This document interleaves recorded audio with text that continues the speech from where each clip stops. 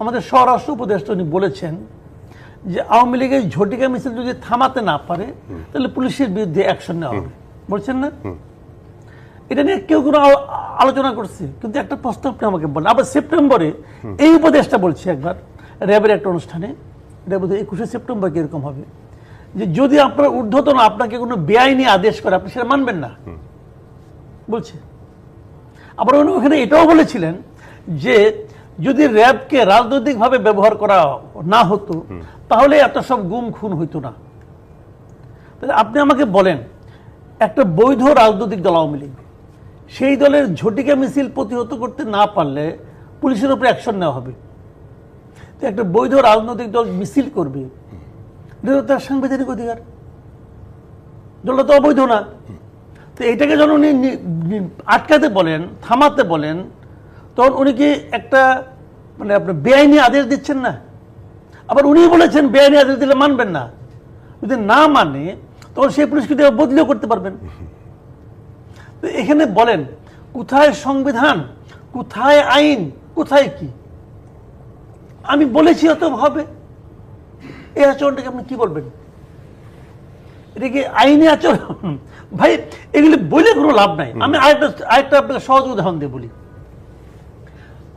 যারা মুসলমান, সারা পৃথিবীর তাবৎ মুসলিম যারা আছে, যত মুসলমান আছে, সব মুসলমানের সংবিধান কোনটা? কোরআন শরীফ। তো এই কোরআন শরীফ আপনার বাসায় একটা আছে, ওনার বাসায় একটা আছে, আমার বাসায় একটা আছে। তো ওই বইটা, ওই গ্রন্থটা, মহাগ্রন্থটা আমি যেভাবে ফলো করি উনিকে সেভাবে করেন, আপনি সেভাবে করেন, আপনিও আপনার সুবিধা মতো করেন, আমিও আবার সুবিধা মতো করি। এখন দোষটা কি ওই বইয়ের নাকি আমার? তো ঝামেলাটা হলো এখানে। তারা তো বলেন যে তারা মূল লক্ষ্য হলো নিয়ত। এই যে এতক্ষণ ধরে আলাপ করলেন আপনারা যে পরপর 2 দফা নাকি মানে সব মিলিয়ে 2 দফা নাকি গ্যাপ দিয়ে আরো ওইটা সব মিলিয়ে কোনটা হবে আসলে? এটা নিয়তের উপর ডিপেন্ড করে। রাশিয়ায় কি হয়েছিল বলেন তো আপনি? 2000 সালে পুতিন প্রেসিডেন্ট হলেন। রাশিয়ার নিয়ম হলো পরপর 2 দফা বেশি থাকা যাবে না। ওই পরপর 2 দফা, কিন্তু মানে কিন্তু এর চেয়ে বেশি কিছু নাই। 2008 পর্যন্ত উনি থাকলেন 2 দফা পুতিন। থাকার পর তার থাকতে পারেন না সংবিধান অনুযায়ী, তখন উনি ওনার ডেপুটি প্রাইম মিনিস্টার ছিল মেদভেদ, তারা এনে বানাই দিল প্রেসিডেন্ট। সে হয়ে গেল প্রাইম মিনিস্টার, থাকলো 4 বছর। তারপর 4 বছর থাকার পর সংবিধান তখনও চেঞ্জ করে নাই। 4 বছর থাকার পর পরে সে আবার প্রেসিডেন্ট হইল, মেদভেদে বানালো প্রাইম মিনিস্টার, বানাই নিয়ে তারপর থাকলো 4 বছর। 4 বছর পরে এসে সে সংবিধান দিয়ে এত ঝামেলা কে করে? এই বারবার এই উল্টাপাল্টা। আর মেদভেদের মতো এরকম অনুভূত না হইতে পারে অন্য কেউ। তো দরকার নেই, ঝামেলা শেষ, উনি সংবিধান চেঞ্জ করে ফেলল। তো আসলে হলো নিয়তটা হলো ইম্পর্টেন্ট ভাই। এখন বিএনপির নিয়তটা হলো গিয়া যে ওনারা আসলে মানে ওই যে পরপর 2 দফা, তারপর যদি 3 দফা টিকে যায় তাহলে আরেকজনকে আর এই ঝামেলার মধ্যে কে যায়? অথবা নিজের বোরে নিয়ে আসবে, অথবা মেয়েকে নিয়ে আসবে, কিছু একটা করবে। ওইটা আবার হয়তো কয়েকদিন রাখবে, যেটা উনি বললেন যে 1 সপ্তাহ রাখলো, আর এখানে শারীরিক কারণে পদত্যাগ করলো, অথবা মন ভালো নাই বলে পদত্যাগ করলো, উনি আবার হইলেন। তো এই আসলে মেন্টালিটি, আপনি যদি মেন্টালিটি ডেমোক্রেটিক না হন তাহলে মুখে যাই বলেন, ওই কাগজের লেখা কাগজেই থাকবে ভাই। আপনি যা করার আপনি তাই করবেন।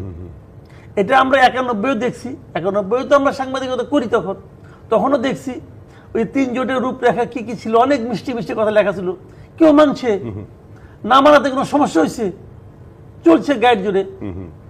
যা কিছুই করুক, শেখ হাসিনা যে শেষ পর্যন্ত কাজ করে গেছে। আজকে আপনি দেখবেন মিছিল হচ্ছে আওয়ামী লীগের পক্ষে, হচ্ছে না?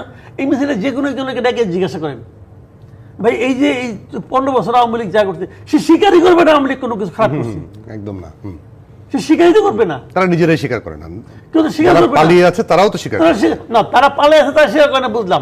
কিন্তু যারা এই দেশের মধ্যে আছে তারাও স্বীকার করবে না। তাহলে এরা যখন দেখে একজন লোক যে আমি যা কিছুই করি না কেন আমাকে সমর্থন করার মতো এক দল লোক আছে, তখন তারা তাই করে। এটা সবসময় ঘটে। তারেক রহমান আজকে 9 মাস হয়ে গেল দেশে আসে না, কেন আসে না? আপনি প্রশ্ন করেন। এর পক্ষে জবাব দেওয়ার জন্য কমপক্ষে আপনি এখন যদি আপনি ডাকেন যে কে কে জবাব দিবেন, 1 লাখ লোক খাই দেবো, তারা প্রমাণ করে দেবে যার কেন তার না আসাটা ঠিক ছিল। ট্রু। শুনেন, এই যে ছোট ছোট যেগুলো খুচরা পার্টি হচ্ছে, এগুলো আসলে কিংস পার্টি না, এগুলো খুচরা পার্টি। আর হচ্ছে নানার সময়ে নিজেদের আকাম কুকাম ঢাকার জন্য একটা বার্গেনিং হিসাবে পার্টি হিসেবে হচ্ছে।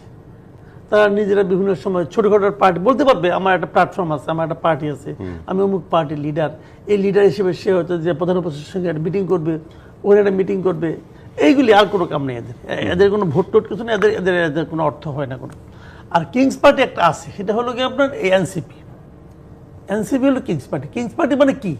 মানে কিংয়ের রাজা যিনি থাকবেন, শাসক যিনি থাকবেন, তার আনুকূল্য নিয়ে যে পার্টিটা গঠিত হয় এবং যে পার্টিটা বিরাজ করে সমাজে, সেটি হলো কিংস পার্টি। সেই হিসেবে এটা হলো কিংস পার্টি। কারণ এই পার্টি গঠনের ক্ষেত্রে ওনার চিন্তা ভাবনা আদর্শ প্রতিফলন করার চেষ্টা করছে, এবং বিপরীত দিকে এই পার্টিও ওনাকে এক ধরনের সাপোর্ট দিয়ে যাচ্ছে। এটা হলো কিংস পার্টি। তো এই কিংস, যেটা নাকি আসল কিংস পার্টি, এইটারই ভবিষ্যৎ এখন থেকে প্রায় অন্ধকার। আর আর যেগুলি যে প্রতি মাসে যেটা করে আপনার হচ্ছে, আপনার মানে মানে বের হচ্ছে, কোন জায়গাতে বেরোচ্ছে বলতে পারবো না, বের হচ্ছে, ওগুলি মানে যেভাবে বেরোচ্ছে ওভাবে যাবে, এগুলো ওগুলির কোনো বেল নাই। এইটারই প্রায় অন্ধকার। বাংলাদেশে কিংস পার্টির ইতিহাস বড় বড় শোচনীয়। আমাদের এক ছিল না, ফিরদৌস আহমেদ কুরেশি এটা করছিল, তো ওটা তো নামও কেউ মনে করতে পারবে না এখন। এইগুলি এরকম হারাই যাবে। এই সূত্র ধরে যদি আমি বলি যে আজকে কালকে একটা হত্যাকাণ্ড হয়েছে বনানীতে, নিশ্চয়ই খেয়াল করেছেন। দুই বন্ধু মিলে সিঙ্গারা খাচ্ছিল, দুটো মেয়ের দিকে নাকি কিভাবে তাকিয়েছে, এসে ছুরি মেরে মারে। আজকে ছাত্রদল মামলা করেছে বৈষম্য বিরোধী ছাত্র আন্দোলনের 5 নেতা সহ 8 জনের বিরুদ্ধে। খুনোখুনির মধ্যেও তারা জড়িয়ে যাচ্ছে। এটাকে আপনি কিভাবে দেখেন? এটা জড়িয়ে গেছে অথবা জড়ানো হচ্ছে, এটা হতে থাকবে। সামনের দিনগুলিতে আরো হবে, আরো বাড়বে এটা। এতদিন তো এককভাবে বৈষম্য বিরোধী ছাত্র আন্দোলনের ব্যানারে যারা ছিল, স্টুডেন্ট যারা ছিল, তারা এক ধরনের দাপটের সঙ্গে কিন্তু বিরাজ করছিল। বিভিন্ন রকম তদবির বাণিজ্যেও তারা লিপ্ত হয়ে গেছে, এটা সবাই জানে। এখন এটা এককভাবে তাদেরকে কয়দিন করতে দিবে? ছাত্রদল মনে করতেছে আগামীতে আমাদের দল ক্ষমতায় আসবে, আমরা নই কেন? এবং তারা দেখতেছে বিভিন্ন সময় প্রশাসন, পুলিশ এরাও তাদেরকে একটু গুরুত্ব দিচ্ছে ছাত্রদলকে। তো তারা পাল্টাপাল্টি মামলা এখন হতে থাকবে। এখন যে কেউ মারা গেলেই দেখবেন এক পক্ষ আরেক পক্ষের বিরুদ্ধে করে দিবে, মামলা করে দিবে। এখন এগুলি নির্বাচনের যত মানে দিন যা সামনে ঘনাতে থাকবে, তত এগুলি চলতে থাকবে। আসলে এই সমস্ত ক্ষেত্রে কী হয় জানেন, আমি একটা কথা বলে শেষ করি, এটা নিয়ে অনেকে তো নানা ধরনের কথাবার্তা বলবেন, কিন্তু আমি একটা সিরিয়াস কথা বলি। এগুলি আসলে এই যে মারামারি, মামলা মোকদ্দমা, এগুলি হচ্ছে কি কেবল তাদের কারণে না? তাদের কারণে না, এগুলো আসলে হতে দেওয়া হচ্ছে। কে হতে দিচ্ছে? সরকার হতে দিচ্ছে। সরকার কোথাও ফিরায় না, কিন্তু বিএনপির 2 দলে মিলে সংঘর্ষ হয়, সরকার ফিরায় না, হতে দেয়। তোমরা করো মারামারি, চাঁদাবাজি হতে দেয়, তোমরা করো। কেন দেয় জানেন? দেয় এই কারণে টোটাল পলিটিক্যাল পার্টিগুলির ব্যাপারে সাধারণ মানুষের মধ্যে এক ধরনের বিতৃষ্ণা তৈরি করার জন্য দেয়।